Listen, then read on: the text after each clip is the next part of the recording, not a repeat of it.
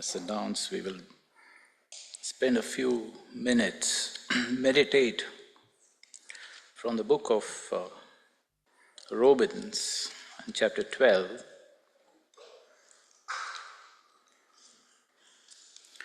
Romans chapter 12.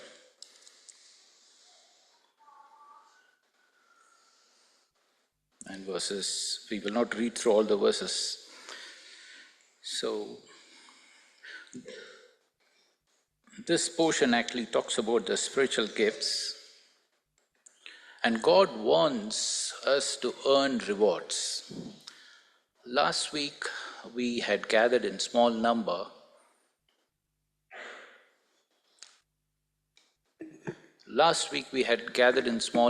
And we meditated, we studied, it was a blessed study on eternal rewards.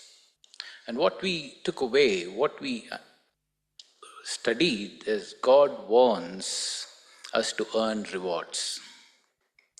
The doctrine of salvation and the doctrine of eternal rewards are completely distinct. So when God says that He wants us to earn those rewards, is very different from the doctrine of salvation. The doctrine of salvation says it is free, it's a free gift, and it's a free gift to all. But God promises to reward believers based on their motives, faithfulness, and actions on earth while we are still on earth. So before we actually talk about what we can do for the Lord, let us remind ourselves what we are in Christ. Those of us who are servants of the gospel, we know that we are redeemed by the precious blood of our Lord Jesus. We don't stand on our own merit and not on our own righteousness or on our own strength, but by the full value of the shed blood of our Lord Jesus. He not only redeemed us, He sent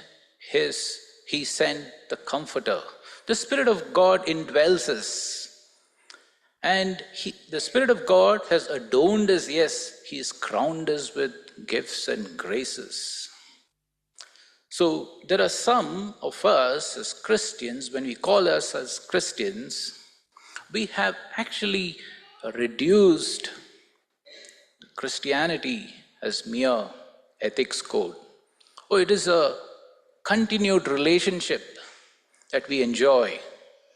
And because of our identity with the Lord Jesus Christ, we have, each and every one of us have a high calling.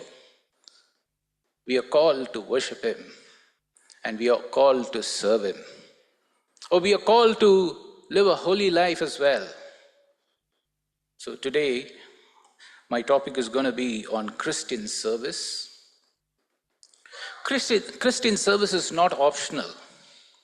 It is an important, integral, it is a necessary aspect of living a balanced Christian life. A little more about the Christian service in connection with the spiritual gifts. So the reality of the spiritual gifts, as we read in Romans chapter 12 and verse 1, is a reasonable service. Apostle Paul tells us that it is a reasonable service. And when we move from verse 1 and then down to verses 3 to 8, we also see that Apostle Paul is encouraging us how we could carry out that service through the spiritual gifts. And the scripture is very clear. Our gifts differ according to the grace that is given to us. God in His wisdom, God in His divine wisdom, did not make us all a body of identical parts, which means that God did not actually bestow or shower the blessing of the spiritual gifts, the same spiritual gifts to all of us. So gifts differ, and to some He gave the gift of prophecy, to some the gift of ministry, to some the gift of exhortation, and to some the gift of giving and leading and mercy. And when we put together the portion concerning the spiritual gifts, Romans chapter 12, 1 Corinthians and chapter 12, and Ephesians chapter 4, and we put all of them together and then list down the spiritual gifts, we'll be able to list down about 20 to 21 unique spiritual gifts. And these are given to the believers. And because we are touching briefly on the spiritual gifts, I would like to make few scriptural clarification. I don't want to anger anyone, but I thought I will talk about it in order that we are aligned with the language and the understanding as to what the Word of God has to say. So firstly, I was actually speaking to someone trying to encourage that we all should get up and worship. So the person said that I don't have that gift. And I thought to myself, of course you don't have the gift of worship, because there is no such thing as gift of worship. Because worship is not specialized spiritual gift reserved only for few. Because all of us are commanded, all of us are called to worship. And if you see that typology, if you see that type from the Old Testament, in the book of Exodus, the children of Israel were saved. They were saved by blood. The blood was shed and they were saved. And they started their journey. And when you move from the book of Exodus and when you go to the book of Leviticus, there God calls from the tabernacle. And he calls from the tabernacle to the same set of people who were redeemed by the blood. And what was the commandment? The first 7 chapters, it actually talks about those 5 offerings. He calls them to come and offer sacrifices that befits his holiness. Those 5 sacrifices, the burnt offering, the meal offering, the sin offering, the meal offering and peace offering, sin and trespass offering. These 5 offerings point to our Lord Jesus Christ, his death, his life, and it is commanded to the children of Israel, the same set of people who were redeemed, to offer sacrifices unto the Lord. So there is no such thing as gift of worship. It is the worship is, we are all called to worship. We are all called to worship. Whether it's brothers and sisters when we worship, at home, in our private places, and we will also be able to come and worship audibly in this Sunday worship meeting. And the second one is playing an instrument or singing is not listed among those 21 list of among the 21 spiritual gifts. That is what is contained in the New Testament. We sometimes hear people say that so-and-so is gifted. It's got the gift of music. And of course, music is beautiful. I like music.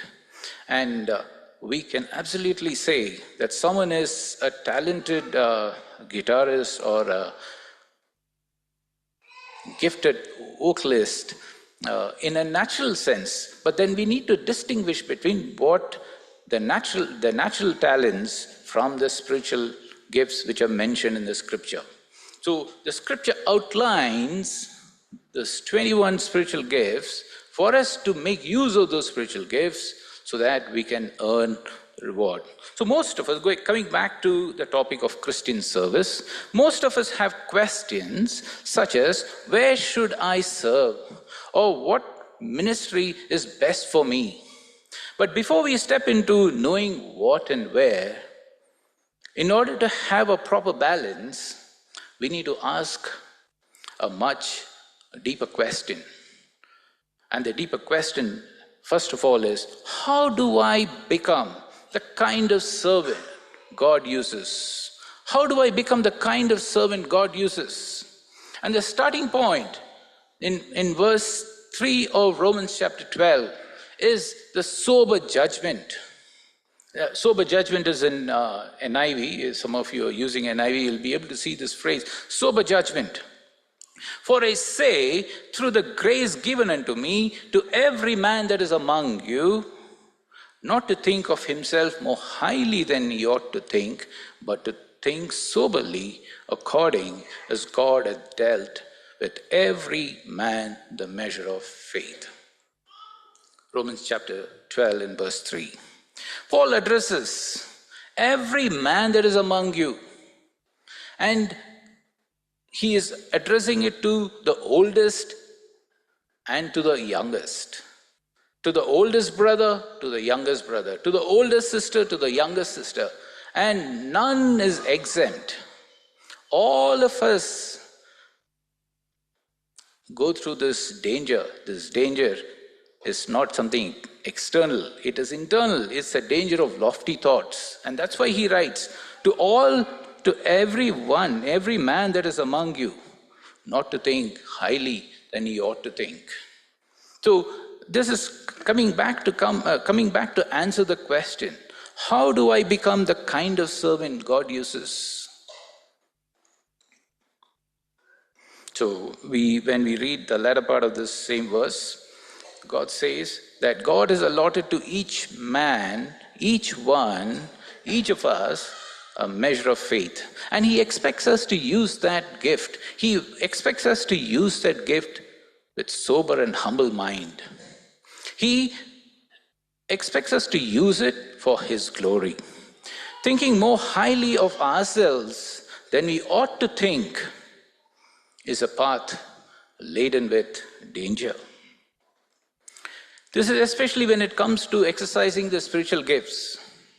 When God gives us gifts, He wants, the default setting will have to be humble humility. That's why the safe mode for us when we exercise the spiritual gifts is the sober thinking, the sober judgment. It means your thoughts are not self-centered. You put Lord Jesus Christ, and He is a center, and you work towards giving glory unto Him. And it means that instead of recognizing the measure of faith that God has uniquely distributed to each one of us. So when it comes to faith, we will again read that verse, Romans chapter 12 and verse 3. For I say through the grace that is given unto me to every man that is among you, not to think of himself more highly than he ought to think, but to think soberly, according as God hath dealt to every man the measure of faith. So when it comes to faith, our capacities may differ, but every single believer has been given the faculty to absorb in perfect measure what is communicated by God through His Word. And therefore there are two things that we need to make note of: neither inflating our importance, and at the same time nor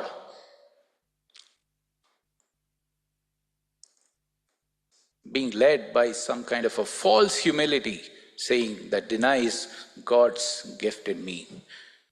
That's why when we actually think of sober judgment, the thought is not to overthink beyond what is necessary, because it's a gift and we can't brag about it.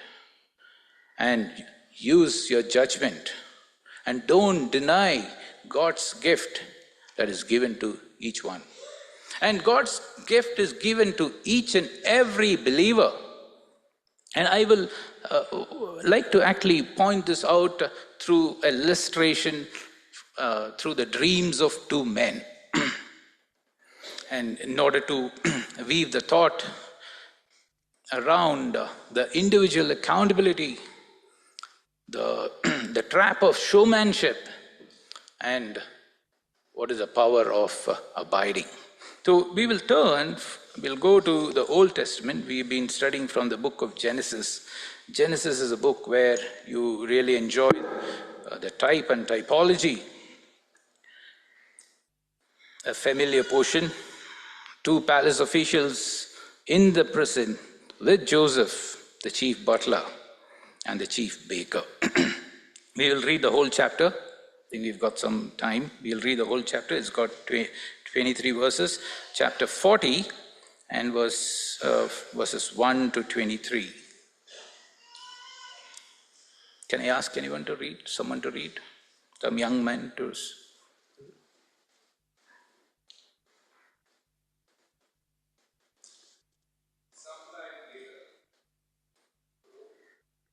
Yeah, whole chapter. Can you take the mic?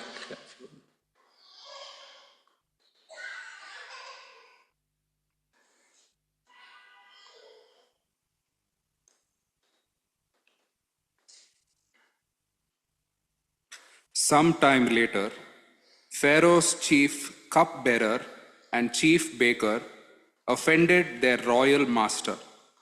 Pharaoh became angry with these two officials, and he put them in the prison where Joseph was, in the palace of the captain of the guard. They remained in prison for quite some time, and the captain of the guard assigned them to Joseph, who looked after them. While they were in prison, Pharaoh's cupbearer and baker each had a dream one night, and each dream had its own meaning. When Joseph saw them the next morning, he noticed that they both looked upset. "Why do you look so worried today?" he asked them. And they replied, "We both had dreams last night, but no one can tell us what they mean." "Interpreting dreams is God's business," Joseph replied. "Go ahead and tell me your dreams." So the chief cupbearer told Joseph his dream first. "In my dream," he said, "I saw a grapevine in front of me. The vine had 3 branches that began to bud and blossom, and soon it produced clusters of ripe grapes. I was holding Pharaoh's wine cup in my hand, so I took a cluster of grapes and squeezed the juice into the cup. Then I placed the cup in Pharaoh's hand. This is what the dream means," Joseph said. "The 3 branches represent 3 days. Within 3 days, Pharaoh will lift you up and restore you to your position as his chief cupbearer. And please remember me and do me a favor when things go well for you. Mention me to Pharaoh so he might let me out of this place. For I was kidnapped from my homeland, the land of the Hebrews, and now I am here in prison. But I did nothing to deserve it." When the chief baker saw that Joseph had given the first dream such a positive interpretation, he said to Joseph, "I had a dream too. In my dream, there were 3 baskets of white pastures stacked on my head. The top basket contained all kinds of pastries for Pharaoh, but the birds came and ate them from the basket on my head. This is what the dream means," Joseph told him. "The 3 baskets also represent 3 days. 3 days from now, Pharaoh will lift you up and impale your body on a pole. Then birds will come and peck away at your flesh." Pharaoh's birthday came 3 days later, and he prepared a banquet for all his officials and staff. He summoned his chief cupbearer and chief baker to join the other officials. He then restored the chief cupbearer to his former position so he could again hand Pharaoh his cup. But Pharaoh impaled the chief baker just as Joseph had predicted when he interpreted his dream. Pharaoh's chief cupbearer, however, forgot all about Joseph, never giving him another thought. Thank you, brother. So a recap of what we saw who we are in Christ, we saw the reality of the spiritual gifts, and we saw the Christian service is not optional, And then we also saw some scriptural clarifications. And then asking us a question ourselves, the deeper question, how do I become the kind of servant God uses? And this is a message to all, every man that is among you. And we also saw that God allocates to each one of us a measure of faith. And coming to this story, this portion that we read from Genesis, we see two palace officials in the prison with Joseph, and it was the chief butler and the chief baker. The chief butler, more precisely, is the cupbearer. And butler, as we know, is a servant, and here he is the chief butler, which means the chief of all servants. And he is the chief cupbearer, and he had the responsibility. And the responsibility of this chief butler was to make sure that the drink that is offered to the king is both good and safe. From the history we know that if people want to poison the king, it is through the drinks that they offer to the king. And therefore, the butler had the responsibility, before the drink is offered to the king, he may have to drink it. He may have to risk his life. And that was his responsibility in the palace. And the chief baker also had a responsible role. He was in charge of the preparation of Pharaoh's bread, and probably making dozens of kinds of breads and nice fancy confections. And when we read through this portion, we see the dream of these two men, the dream of the butler and the dream of the baker, and Pharaoh's interpretation of the dream. And a few weeks ago, when our brother Paul, I think it was established that God spoke to people through dreams in the book of Genesis. And Joseph here says, do not interpretation belong to God. It was God who was speaking to them. God spoke to these two men. Each dreamed in one night, and each dream was in keeping with each man's work. The dream perfectly matched their profession and their motivation. And what was God speaking to each of these men? God was actually tailoring the message to each one of them. He was actually speaking of their own lives. And he was saying something in their dreams that was characteristics of their own lives. It was a tailored message to the individual, these two individuals. God is always weighing up our lives. And God, as we live on this earth, He weighs up our lives. And something crucial when we come to this portion was what we see is that these two men had dreams. They were troubled, and something crucial which I can notice is the butler wasn't panicking about the baker's dream. The baker was not despairing over the butler's dream. Each of them had their own problem, and they acknowledged that God is speaking to them. And in a very short message, God speaks to each one of our hearts. Just like those two men, we have to stand before the King of Kings. And we have to stand before the King of Kings because our life on earth will be over soon. And when the butler stood before Pharaoh, he did not answer for the baker. And when the baker stood before Pharaoh, he did not answer for the butler. And Pharaoh judged the baker on what he had done, what the baker had done. The night of service is soon going to get over. The morning is going to dawn. And when we stand before the judgment seat of Christ, there's something which is crucial which is going to happen. I'm not going to give an account for you. You're not going to give an account for me. The parents are not going to give an account for their children. every single one of us will have to give an account of himself unto God.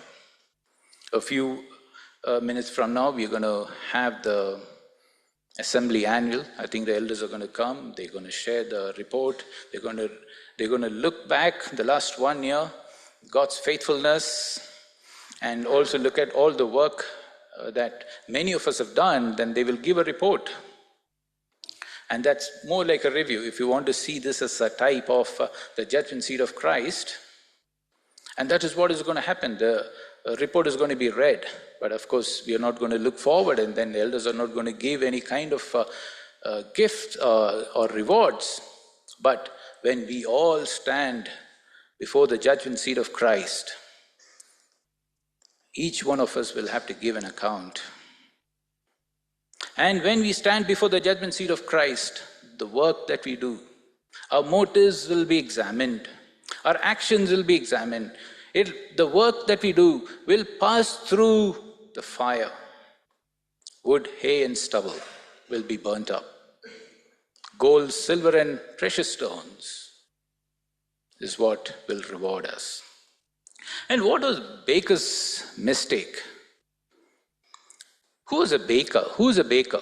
A baker is someone who takes the ingredients, he selects the ingredients, he actually mixes these ingredients at the right speed, and he sets the oven at the right temperature, and then he creates, he's a creator, and wonderful piece of bread or cake comes out. Not everybody can bake, is what I understood. It's a skill, it's a talent. The chief baker was exceptionally skilled and highly talented, and he is proud of his work. We will come and see why I say that. He is proud of his work. And here lies the trap.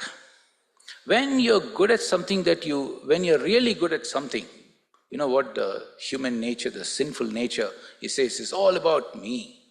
It's all about me. Look at what I have done. Look at my talent.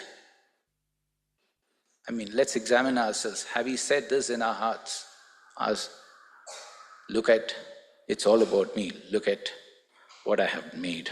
But what we need to stop and wait and ask is, where was a baker working? Baker was working in the palace. And how many kings are there in the palace? There's only one. There is only one man in the palace worthy of all honor, praise, and glory. And moment the baker took a part of the praise of the king or the glory of the king, we see the end of it. We see him taken away from the glory of the king. And this is the danger of showmanship. And why do I have to say that this is showmanship? Was Baker thinking of himself more highly than he ought to think? As what Apostle Paul says. And he narrates in his dream. Baker goes second, actually. He listens to what Butler has to say. Butler narrated his dream. And he thought, oh wow, that's a nice interpretation. And then he couldn't wait. He wanted to go next. He said, next, I want to go. And then what does he say? In verse 16, when the chief baker saw that the interpretation was good, he said to Joseph, I also was in my dream, and behold, I had 3 white baskets on my head. And he couldn't wait. And he was full of himself. And we got to be very careful when we use those personal pronouns, I, me, myself. And what was he trying, what was his dream? It was about himself. In his dream, he had 3 baskets. 3 baskets were stacked high on his head. And why 3 baskets? The 2 were empty. And on the top one, he had put all the baked meats, the confections. And why did he put it on the top one? He could have actually put it on the underneath, the one which is at the bottom. but he put it on the top one. And by putting it on the bottom baskets, he could have protected the bread, he could have protected the baked meats, but he put the bread on the top baskets. And it is for show. And so that when he walks by, he wanted people to actually point out and say, hey, here goes the baker, hey, here goes the chief baker, and they could actually see the baked meats on top while the bottom two baskets were empty. He was a hypocrite, putting on a show that all three baskets were full. And he walks down and he forgot about the birds. And when the birds came, they ate up all the baked meats which were on top basket. And when he stood before the king, he had nothing to offer to the king. And when we stand before the judgment seat of Christ, the fire will testify, will consume wood, hay, and stubble.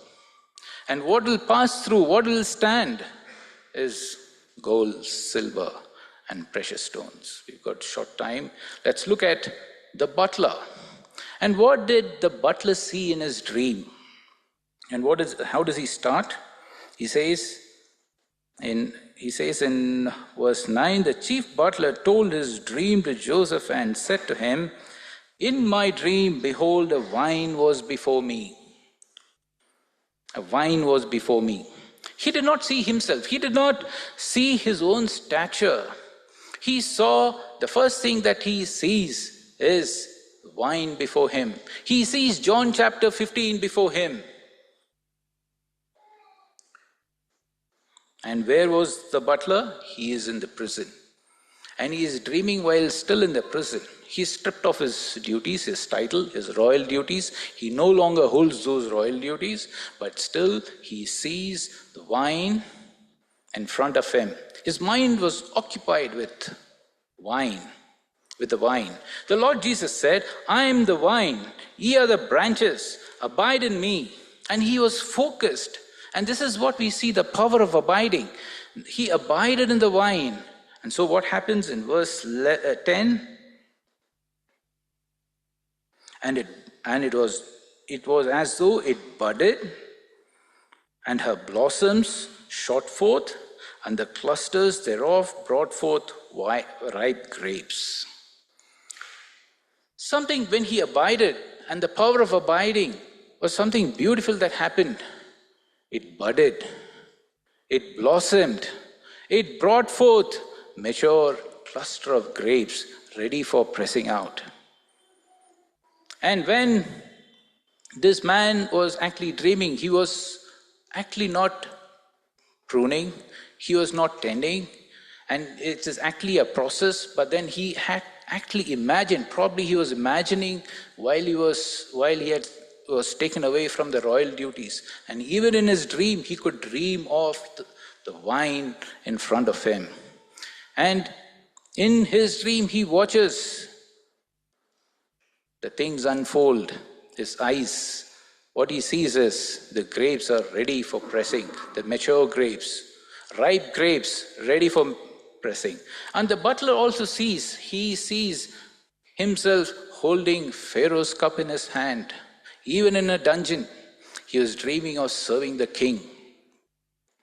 How often do we actually spend time pressing out in the fruit, the mature fruit? How often do we press out so that we can offer unto the king? When sometime back, I remember speaking from here, the wise men, when they came to see the Lord, they came prepared from the land of their living. They did not come and pick up souvenirs from Jerusalem before they met the Lord Jesus. They came prepared from the land of their living is what they brought the gift. And how often do we actually in our secret places press out these matured grapes? How often do we extract the mature grapes. So when the butler comes before the king, he comes with his service and has nothing to offer to the king. Sorry, the baker.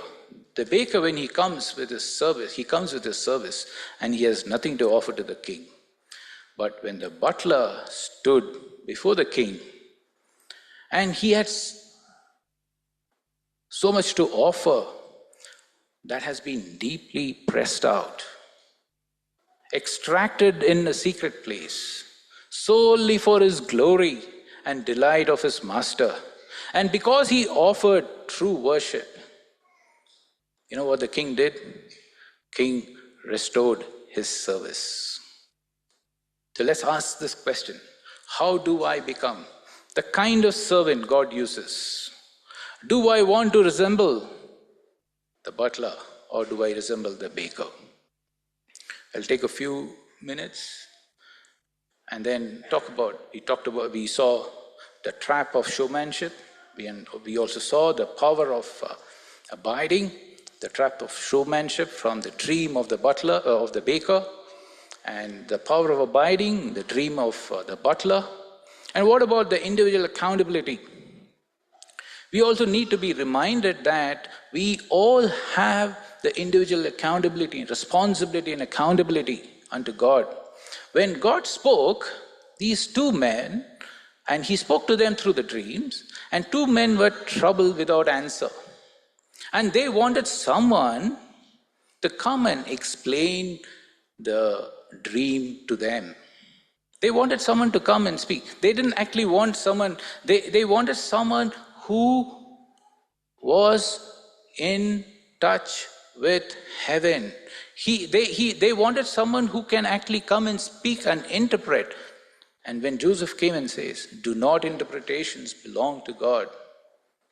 It is not his interpretation. It is God who speaks. In the present dispensation, he speaks through the word of God.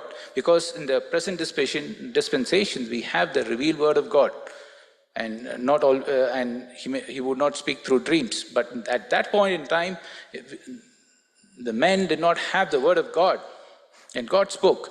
And these men wanted someone who was in touch with heaven to come and speak and interpret their dreams.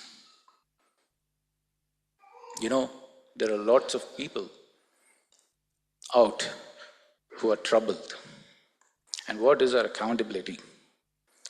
Our accountability is to go find them and to interpret the dreams, tell the truth. And before that, we need to be in touch with heaven. We need to be in touch with God so that we can tell the truth. And when we tell the truth wasn't easy for one of these men. He had 3 days of grace. I wish he did something about it. There are many who are troubled. We live in the period of grace. And it's a message to all who have not known the Savior. So let's examine ourselves and ask this question: how do I become the kind of servant God uses? May the Lord bless these words. Let's pray. Loving God, our Heavenly Father, we thank you for this wonderful day that we could come around the table to worship Thee and worship the King of Kings and the Lord of Lords, who reigns in our heart, and one day we will see Him installed as the King of Kings, and we bow down with our hearts full of thanksgiving and praises and worship. We thank you for this day, and Thou would also bless each of the ministries which is ahead of us, that it might bear forth fruit. And when Thou would come, and as we see in John chapter 15, Thou would want each of this branch to bring forth fruit. For Thou art interested in each one of us. Help us, O Lord, that we may bear fruit, and that we might earn that eternal reward, and that we may not be ashamed, that we may not suffer loss. We commit ourselves and we ask in the name of our Lord and Savior Jesus Christ.